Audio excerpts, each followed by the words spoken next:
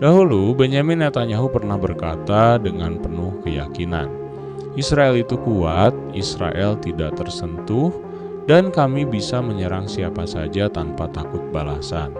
Namun, hanya dalam hitungan hari, narasi tak tersentuh itu seolah runtuh diterjang realita di lapangan.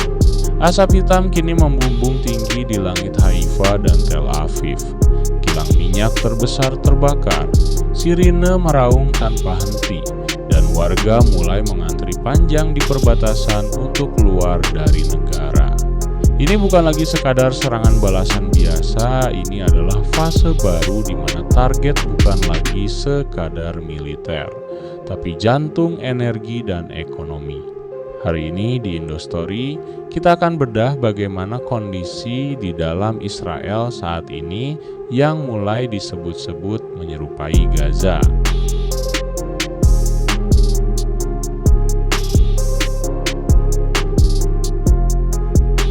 Pemerintah Israel saat ini tampaknya tidak memiliki rencana untuk menghentikan perang dalam waktu dekat.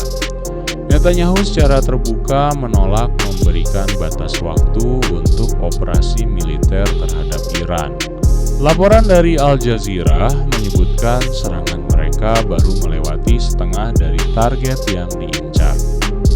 Tujuannya jelas, bukan hanya program nuklir, tapi melemahkan ekonomi Iran secara total.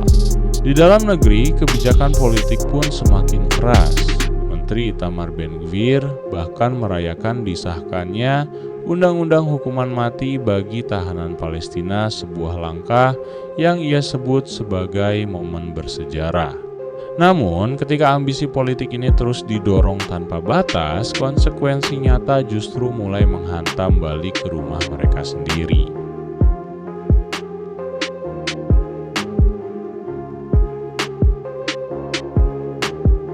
Balasan Iran kali ini sangat terukur dan mematikan. Mereka tidak lagi menyasar simbol, tapi titik vital ekonomi. Kilang minyak terbesar di Haifa yang dikelola Bazan Group kembali dihantam rudal. Asap tebal yang kalian lihat ini bukan sekadar kebakaran biasa. Fasilitas di Haifa ini menyuplai hampir 60% kebutuhan bahan bakar Israel. Bayangkan jika jantung energi ini berhenti berdetak. Serangan ini pun bukan yang pertama.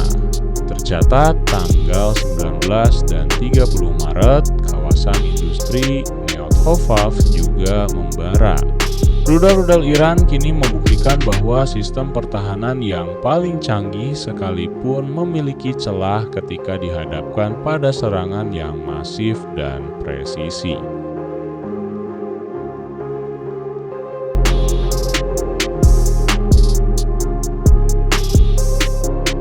Dampak perang kini merambat ke kehidupan sehari-hari warga sipil.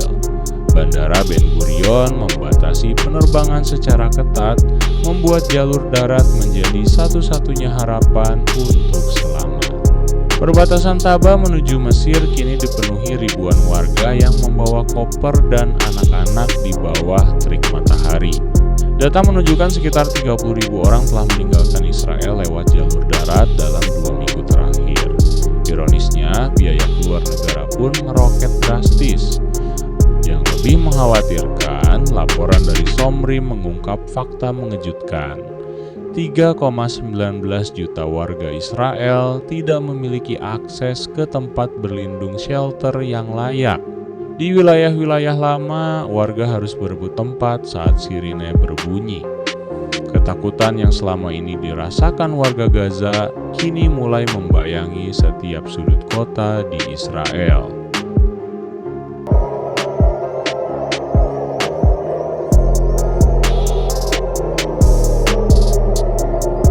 Di saat ancaman datang dari luar, tekanan justru muncul dari dalam parlemen sendiri.